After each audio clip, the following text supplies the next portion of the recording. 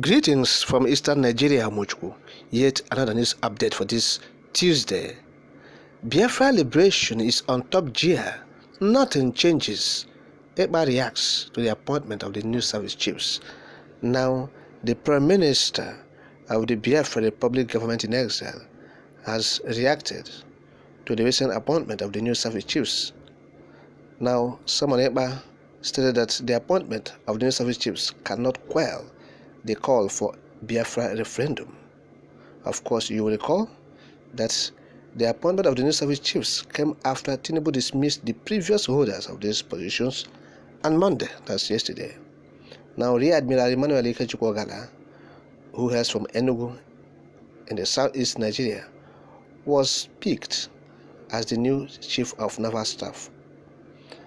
While responding, Mazi Eba questioned whether they would address the perceived imbalances within Tinubu's government. That is, this appointment, particularly this of Eastern Nigeria, Ogala, Rear Admiral Ogala, would it address the injustice, perceived injustice going on there in Tinubu's government?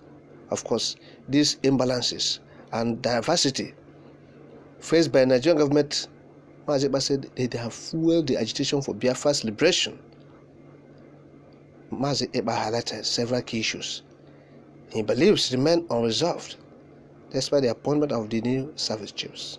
He questioned whether the appointments would remove Shetima as the vice president, whether it would change the Islamic State agenda, whether it would abolish the 1989 Abuja Declaration, whether it would prevent Biafra from seceding from Nigeria.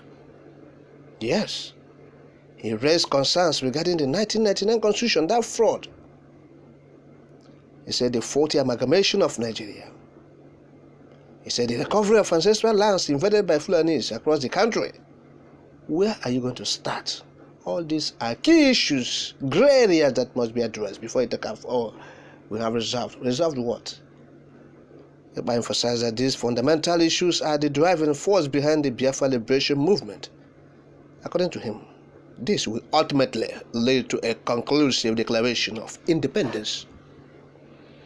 Mazi Eba acknowledged the appointment of the Enugu-born military officer, that's the chief of naval staff. Yes, he pointed out that the position has historically been held by people from South-South, the South-South.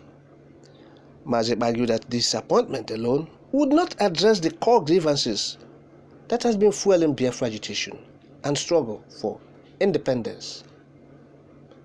Mazi Eba concluded his statement by affirming that Biafra liberation movement is gaining momentum now, and there's no point turning down or retreating.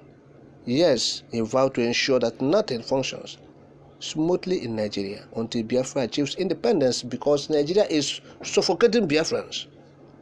His stance reflects the ongoing commitment of Biafra agitators to pursue their cause, irrespective of recent changes in the leadership of Nigeria's security apparatus.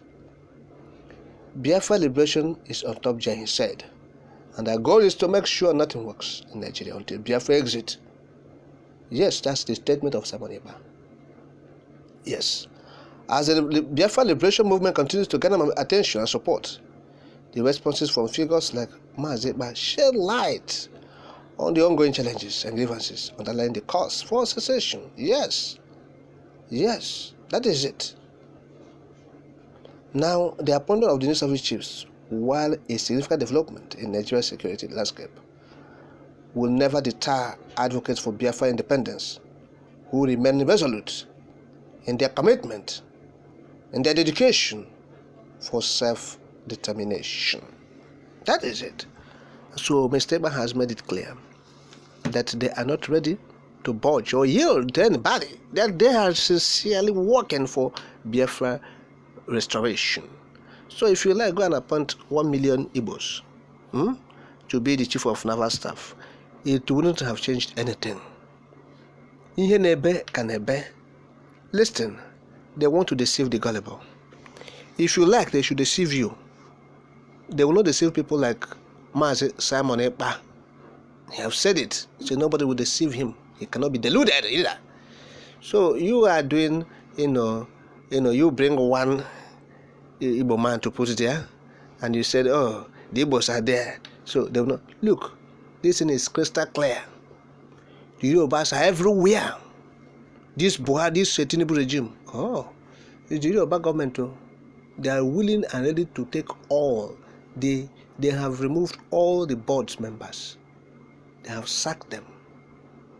The boards of federal government parastatals, agencies, and corporations, they have sacked them.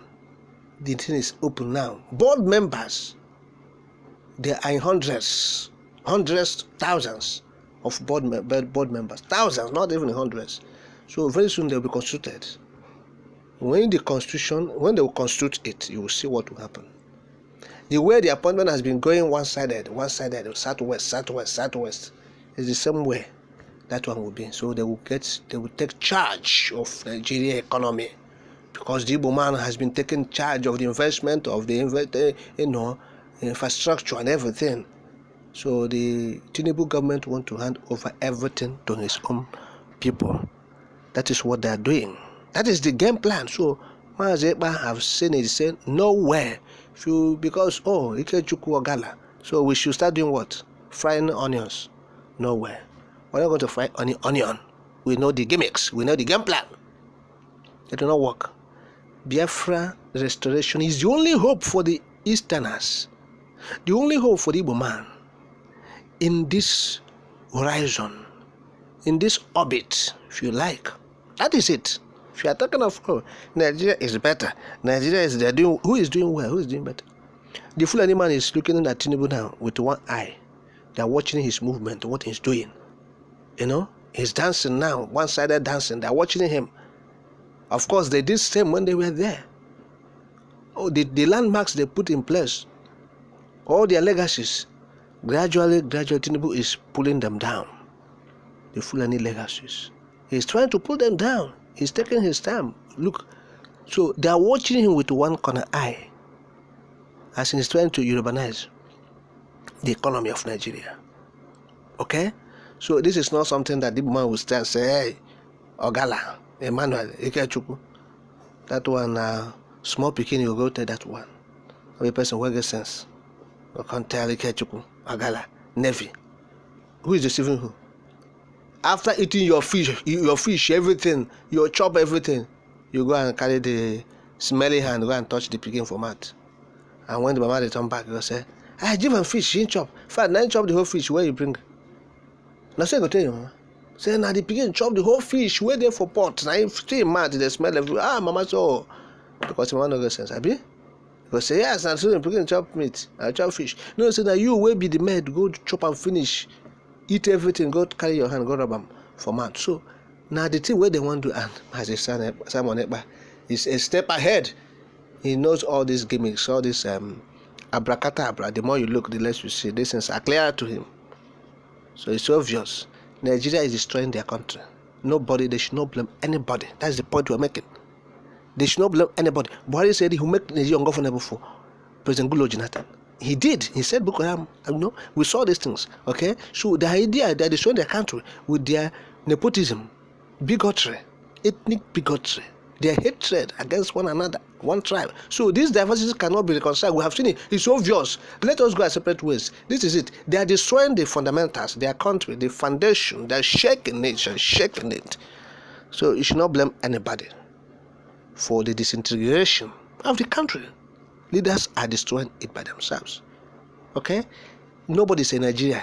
They are all either Yoruba, Hausa, Tiv, Fulani, Igbo. That is who we are. We should tell ourselves the truth. So